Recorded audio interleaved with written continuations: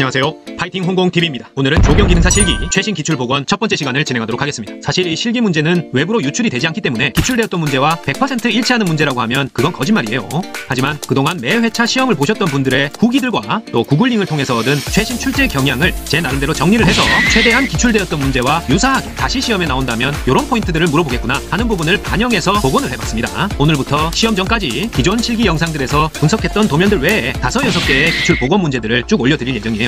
자, 오늘은 그 첫 번째 시간으로 보시는 바와 같이 테니스장, 그리고 마운딩, 그 밖에 놀이시설, 휴게시설이 포함된 도로변 소공원 문제를 한번 살펴보겠습니다. 시험장에서 문제를 처음 받았을 때 약 10분 동안 문제를 빠르게 분석해서 요 현황도만 보고 그릴 수 있도록 메모를 잘 해야 된다고 그랬죠. 그래서 이 영상에서는 문제 분석하고 메모하는 것까지 하고 실제로 작성하는 건 시청자 여러분께서 직접 해보신 다음에 그것과 해설 영상과 비교해보면서 보완해야 될 부분을 체크를 해 나가시면 되겠어요. 또 하나, 혹시 시청자 여러분께서 작성해주신 도면을 저한테 첨삭을 한번 받아봤으면 좋겠다, 이런 분이 계시면 이메일로 사진을 찍어서 유튜브에 공개돼도 좋다는 동의와 함께 보내주시면 또 영상으로 함께 살펴보면서 여러분께 도움이 될 수도 있지 않나, 그렇게 생각합니다. 많은 참여 부탁드립니다. 자, 그럼 본격적으로 문제를 살펴보면 실기 시험지를 받았을 때 가장 먼저 등장하는 두 문장이죠. 우리나라 중부 지역에 위치한 도로변 소공원이다. 도로변 소공원에 조경 설계를 하고자 한다. 요 문장에서 요 도로변 소공원, 요게 우리가 작성해야 할 평면도의 제목이 되겠어요. 따라서 평면도 오른쪽 맨 상단에 이렇게 도로변 소공원 제목으로 들어가는 문구가 첫 문장에서 등장하게 되겠어요. 그 다음 문장은 현황도와 아래 사항을 참조하여 설계 조건에 따라 조경 계획도를 작성하시오. 요 조경 계획도가 바로 평면도 한 장, 단면도 한 장, 요 두 장을 말합니다. 현황도는 아까 봤듯이 문제지에 주어지는 요게 현황도고요. 시험 제한 시간 2시간 30분 중에 1시간 반 정도를 할애하는 평면도는 문제지를 이것들 쳤다 저것들 쳤다 계속 체크하기가 힘들기 때문에 처음에 문제 분석할 때 모든 요구 조건을 요 현황도 페이지, 요 그림 속이나 여백에다가 표시를 해놓고 도면 그리기를 시작하는 게 좋습니다. 요 현황도의 빗금친 부분은 모두 흙으로 덮여있는 녹지 공간이 되겠어요. 첫 두 문장으로 요거까지 파악하고 현황도를 눈으로 빠르게 스캔하시면서 판단해야 될 내용은 가나다라마 공간이 이렇게 나눠져 있고 진입구는 위, 아래, 오른쪽까지 총 3개, 라 지역으로 올라가는 방향이 표시된 계단이 설치되어 있다. 요것도 파악해 주시고요.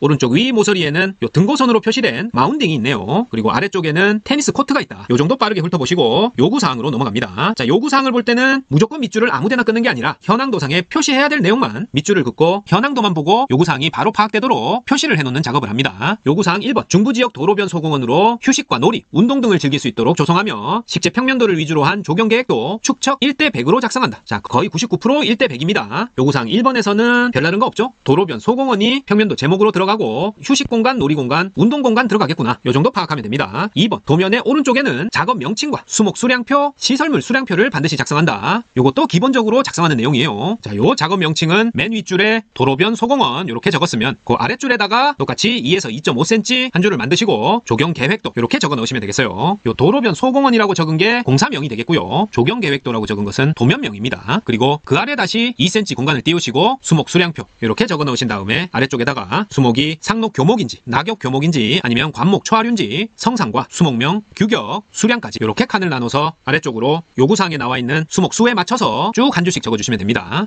시설물 수량표도 마찬가지로 수목 수량표가 끝나는 시점에 다시 높이 2cm 정도의 칸을 맞춰서 시설물 수량표 이렇게 적어주시고 시설물들을 쭉 현황도상에 표시를 한 다음에 그 수를 계산해서 시설물 수량표 아래쪽에 들어갈 줄수를 결정해 주시면 되겠어요. 그 다음에 요 수량표 아래쪽에는 방위 표시와 막대 축척을 반드시 작성할 것, 이렇게 요구사항도 뒤죽박죽이 아니라 우리가 도면을 그릴 때 표제란을 그릴 때 위에서부터 순서대로 작성할 수 있도록 약간은 배려해서 주어지는 경우가 대부분입니다. 그래서 여기까지는 기본적으로 어떤 도면을 작성하든지 간에 꼭 들어가야 될 내용이니까 재생 목록의 합격 공식 영상들을 쭉 보시면 작성 순서와 방법이 매번 똑같이 반복되는 걸 확인하실 수 있습니다. 그거대로 작성해 주시면 된다. 그리고 도면의 안정감을 위해서 테두리 선을 작성할 것, 이것도 제일 먼저 제도용지를 제도판에 붙이고 나면 맨 처음 작성해 주는 게 테두리 선이고요. 가지고 계신 샤프 중에서 굵은 걸로 0.7mm나 0.9mm로 용지의 테두리에서 1cm 혹은 2cm 이렇게 간격을 두시고 테두리 선을 쭉 그어주시면 됩니다. 이것도 기본사항. A에서 A- 단면도를 축척 1대 100으로 작성할 것. 자, 역시 단면도를 작성해야 되죠. 축척은 1대 100이다. 이것도 기본사항이에요. 그리고 단면도상에는 주요 시설물, 포장재료와 단면, 주변 수목과 높이차 등을 반드시 표시할 것. 우리가 단면도 그릴 때 기본적으로 표시해야 될 것들이죠. 주요 시설물이 A와 A-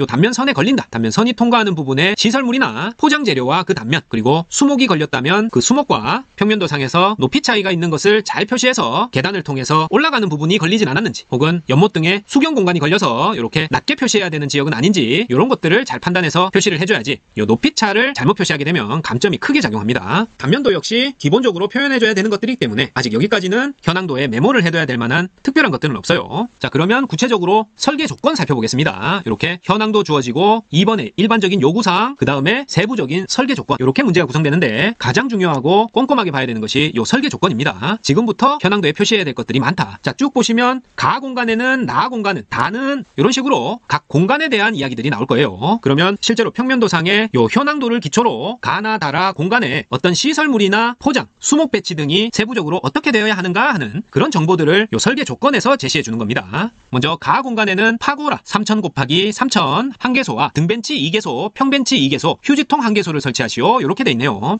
요 파고라 3000 바이 3000은 단위가 밀리미터입니다. 따라서 3m 곱하기 3m다. 파고라, 등벤치, 평벤치, 휴지통 이렇게 시설물들을 가 공간에다가 설치하라고 돼 있네요. 그러면 현황도에 표시해야 될 것은 가의 지역명은 파고라, 벤치 등이 설치되어 있는 곳 휴식 공간으로 부릅니다. 휴식 공간 이렇게 적어주시고 파고라를 그려주는데 3m 바이 3m니까 요 모는 눈금 한 칸이 1m이기 때문에 이렇게 가로 세로 3칸짜리 파고라를 설치해주고 평벤치 2개, 등벤치 2개라고 했죠. 평벤치는 이렇게 직사각형, 등벤치는 직사각형에 줄이 하나 더 있습니다. 이런 모양으로 2개씩 설치해주고 휴지통이 하나 들어가니까 여기다가 이런 모양으로 휴지통 하나 설치해두겠습니다.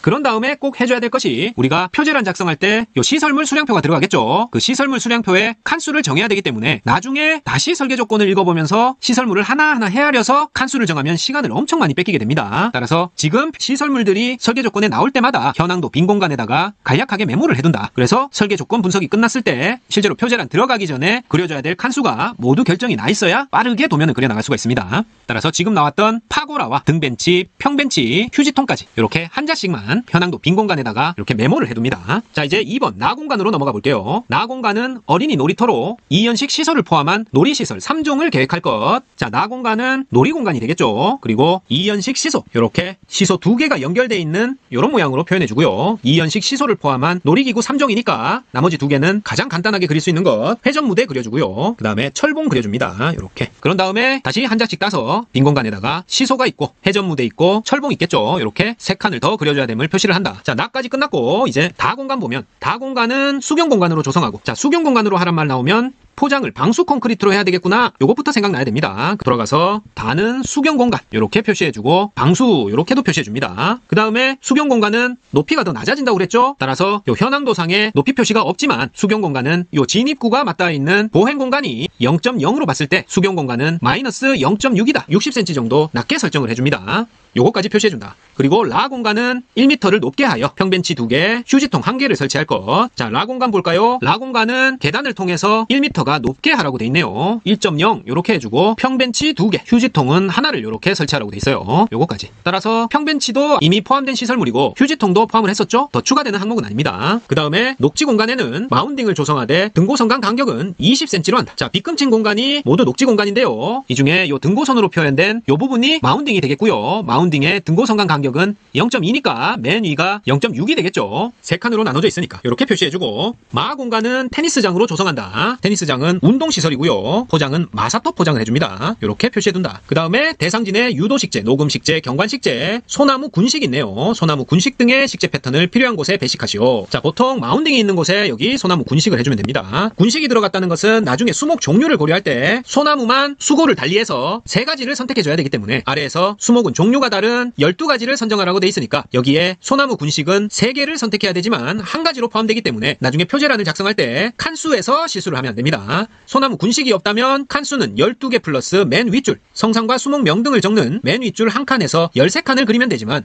소나무 군식의 높이가 다른 2줄이 추가되기 때문에 총 15칸을 그려줘야 된다. 요것만 주의하시면 됩니다. 자, 수목은 종류가 다른 걸로 12가지를 가지를 선정하고 인출선을 사용하여 표기하시오. 뭐 별다른 요구사항은 없어요. 수목은 중부지방인 거 고려해서 일반적으로 10종일 때는 2, 5, 3, 상록 교목 2, 낙엽 교목 5, 관목 초하류 3 요렇게 선정하고 12가지를 선정하라 하면 264나 273 요렇게 하면 된다고 그랬죠. 따라서 뒷장에서 수목도 미리 정해둡니다. 그래야 표제란을 한 방에 그릴 수 있다. 소나무 일단 하나만 동그라미 치고요. 군식이니까 나머지 2개는 밑줄을 그어둡니다. 그리고 같은 상록 교목 스트로브 잣나무 하나 동그라미 치고요. 자, 요거 2개가 수간폭이 같네요. 앞에 거를 1.5로 하겠습니다. 자, 그 다음에 낙엽 교목 6종으로 해보겠습니다. 2, 6, 4 요렇게 12종으로 하면 자, 왕벚나무, 버즘나무, 느티나무, 청단풍, 중국단풍 산딸나무까지. 자, 여기는 제가 낙엽 교목을 6개밖에 안 넣어놨네요. 자, 실제 시험에서는 쭉 더 많이 넣어져 있습니다. 그 중에서 가장 무난하게 선택할 수 있는 수종, 매 보기마다 꼭 들어가 있는 수종 6개, 7개 정도를 바꾸지 말고 계속 그것만 심습니다.